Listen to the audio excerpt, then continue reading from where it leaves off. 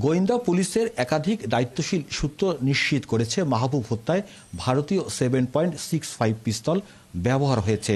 Killing মিশনে অংশ নেওয়া গাজী রায়হান ও ইমন হাওলাদার পিস্তল দিয়ে প্রথমে মাথা, মুখসহ শরীরের বিভিন্ন স্থানে গুলি ও পরবর্তীতে পায়ের রগ কেটে মৃত্যু নিশ্চিত করে। হেলমেট পরে মোটরসাইকেল চালাচ্ছিল আসিফ। মূলত এরা ভাড়াটে কিলার। গুলির প্যাটার্ন থেকে একাধিক অস্ত্র এখানে ব্যবহৃত হয়েছে। তো আমরা তারা লোকাল কি ভাড়াটে কিনা সেগুলো আমরা দেখছি আর কি। গত 9 মাসে খুলনায় হত্যাকাণ্ড 27টি, তবে রগ কেটে হত্যার ঘটনা এটাই প্রথম। পুলিশ বলছে হত্যার এই ধরন তাদের ভাবাচ্ছে। এইটাও একটু ভিন্ন রকম মনে হচ্ছে। আমরা যাই হোক সবগুলো বিষয় যাচাই বাছাই করে দেখছি।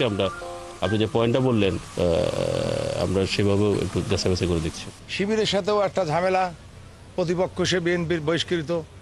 এইদিকে মানিকতলার এই ঘটনার ঝামেলা, দৌলতপুর থানা আওয়ামী লীগের বিরুদ্ধে সে মামলা করছে, সেই মামলার যে বাদী, টোটাল সব মিলায় জায়গায় যায় কিন্তু ওই একটা রাগ ক্ষোভই ওর পরে আসতেছে। হত্যার প্রত্যক্ষদর্শী জানান মাহবুবকে হত্যার আগে ঘটনাস্থল কয়েকবার মোটরসাইকেল নিয়ে র্যাকি করে হত্যাকারীরা।